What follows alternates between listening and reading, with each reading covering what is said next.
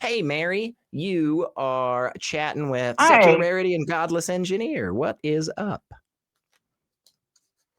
Oh, I've called in the past 2 weeks, and Nice. I've been deconstructing since 2008, and I've gone back and forth on it because I was raised in a fundamentalist Pentecostal Christian home Mm, and had a lot of mm, years of indoctrination, and mm. was feeling guilty about like dishonoring my parents' faith, and like I just felt guilty for abandoning God. And I forget who the hosts were, but they suggested I join a secular community, and I Yay. did that. I've had 3 meetings with them now, and I'm going to painting classes, and I'm sure of what I believe and why I believe it. And I've come out to a few people, um, and it's just been really freeing. I've been in a really good That's place good. That's at the great. same time. That's so I awesome. feel like That's I'm so finally freaking able to awesome. let go of all that baggage. Yeah, yeah. And I love that you said painting. I'm sure you guys do a bunch of other really cool stuff too, Mary. But I love that you said that. And here's why. Because I think secular community, non-religious community, atheist community is the fucking hot thing right now. I think that is what everybody is wanting. We are trying to figure out how the hell do we do this and do it well. And I think a lot of people aren't realizing that stuff like painting classes is what's going to do it. You know, we need comedy nights. We need to go bowling. We need to get out in the woods. I love that we sit around, and I love that we talk about how the Bible's dumb. I love it. It's super fun. I really enjoy doing it. But I'm telling you, that type of stuff, Mary, that's going to be the stuff that keeps people coming back. That's going to be the stuff that keeps people, telling their friends, donating money. That is what is going to change some shit. So I am super, super glad that you are getting And it's such really positive freeing. feedback. Yeah, we have book clubs and Yeah. hiking, painting, discussion groups, food drives. It's just a whole community. And we don't just sit around and talk about secular stuff all the time. We just do things together. And it's Right. freeing, That's important. because we're There's not something in really, really sync. valuable about that. And there's a lot of us, unfortunately, in this non-religious space that have a bit of an aversion to those types of gatherings and stuff. When we hear somebody's doing a potluck at their house, or when we all start singing the same song together around the bonfire, so a couple of people get a little weirded out for a second. They're like, "Whoa, wait a second.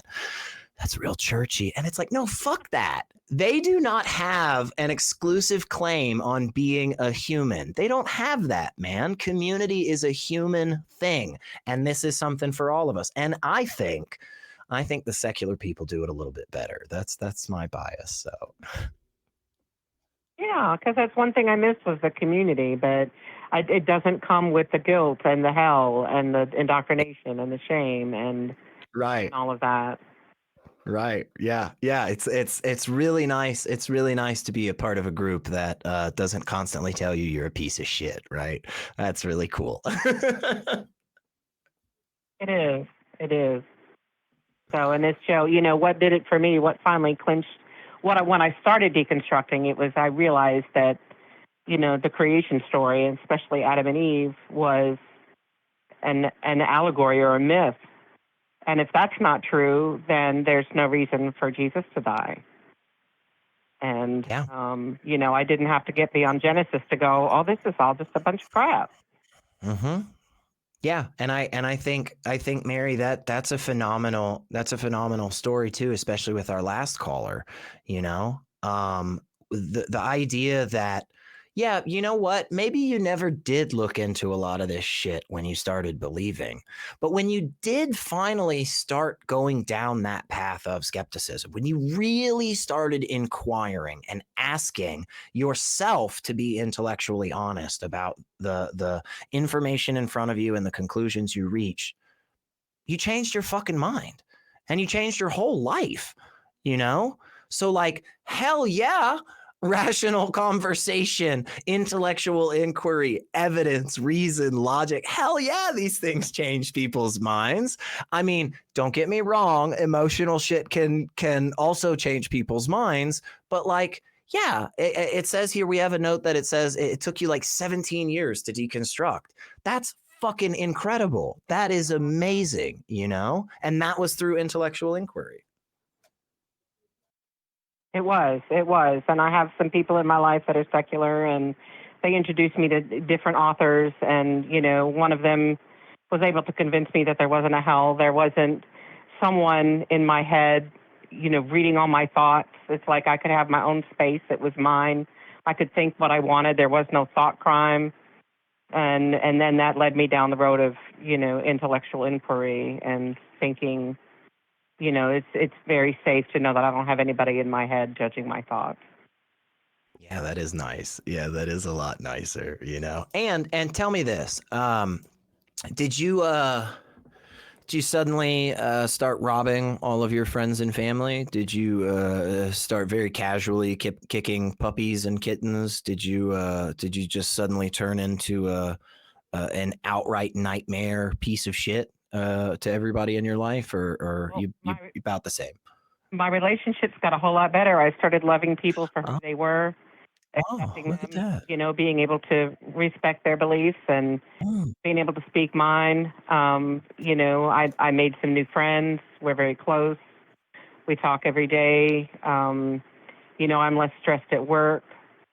You know, I don't feel responsible for other people's souls or the decisions that they're making. I can just let them be yeah, themselves and love yeah, them as they are. My relationships have gotten closer, you know, especially with my daughter and my grandchildren. I don't worry about their souls. I just love them for who they are and that's teach awesome. them to think critically. You know, my That's daughter's awesome. not a believer either, so they're raising. I'm so glad because she started deconstructing when she probably deconstructed before I did. Yeah. And you know, raising the kids in a secular environment with critical thinking skills. They get to read Harry Potter, which I love. That's awesome. That's awesome. Yeah, that's a big thing too, you know. The numbers that we see growing in the various religious communities that we see them, it is really not due to people converting later in life. It is really not due to people becoming convinced as they investigate the claims. It is the fact that they are having babies, right? You have seven, you know, or 17 kids, and you raise them all to be good Christian soldiers. I mean, yeah, you're going to see some numbers go up. But here's the coolest number is that we are deconverting people every single fucking year, and those numbers are rising. The amount of people that are stepping away from faith entirely is growing more and more and more, and I just think that's an awesome trend. So the further that we can get away from these ideas, the better our society will be. And genuinely, guys, I just think that evidence is so fucking demonstrable. You can't argue it. You know, it is just out there. We have decades worth of data from all around the world. And yet, there are some in our country that really, really think the best time in our history was like 2,000 years ago with all the laws and none of the medicine. And it's like, wow, guys, fucking wow. GE, you got any thoughts on this, man? No, I mean, I think that it makes total sense that your relationships would get better there by accepting people for who they are and everything like that. Because one of those things that I feel like is ingrained in, like, you know, Christian teaching and how Christianity has been understood for a majority of its history is this very anti-pluralistic sort of idea. This idea that only the Christian way or only the Christian God and what the Christian God wants being the paramount thing is the only way to live life and the only way to accept people in your life and all this other stuff. I think that that's one of, like, people often will try to, I guess, sanitize the idea a little bit, but I actually think that it's probably one of the more toxic traits of Christianity. So I'm not surprised that it made your relationships better, and I'm so glad that you were able to, you know, to get yourself out of that kind of belief system intellectually. Yeah, you know, I was born into it. You know, when they say train up a child in the way he should go, indoctrination is really powerful. Yeah. It's really powerful. And I would say to parents, don't indoctrinate your children because they're going to resent you for it later. Mhm. I dealt with that for a while, and I was able to, we were able to overcome that before they passed. But Yeah. I'll say this, Mary. One of the things out there, I believe that is really lacking in the non-religious space is some really good information about child raising a child. You know, there is not a lot of content from what I've seen about how to be a secular parent, how to be a non-religious, mother or father. Those I think those things are super super duper valuable. And so yeah, obviously I'm not giving you advice. I'm not directing you to do anything, Mary. I would never tell you to go out of your way to do anything, because that's not what we do on this show. But yeah, maybe you and your newfound friends in your new secular community could talk about doing some atheisty parenty stuff. I don't know. It does look like we lost Mary, unfortunately, but I do hope she heard that at the very least. What do you think about that, man? Do you feel like I'm reading that right? Like there's not a shit ton of content out there for non-religious parents? Like it's like, how do you raise your kid as an atheist, you know? Yeah, and I think that that there's not too much out there for like how to navigate a lot of like critical conversations that you can have Mm, with your child.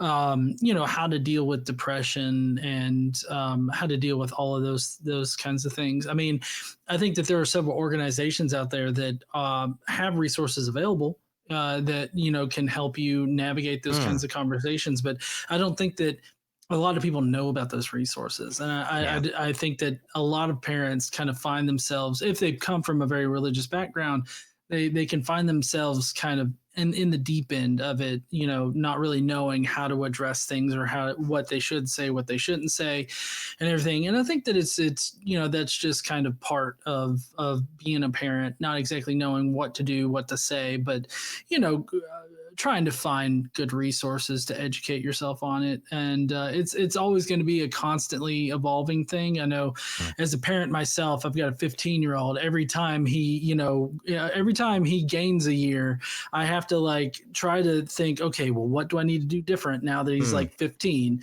Or as soon as he starts driving, it's like, okay, what do I need to do anything different now, kind of thing. I'm always kind of trying to check myself and like try to think about what's the best way to address this with with him. So Yeah. I do not have children. I know that there was at least a half dozen people watching that just sighed a real heavy sigh of relief. Yeah, there are no mini SRs running out there. But yeah, I think that is something that is, it's challenging enough on its own, just raising a kid at all, right? To attempt to try to navigate through that space, especially when you've had a massive shift in your ideology, or you've lost all of your friends and family due to this, or anything like that, is definitely a very very difficult space.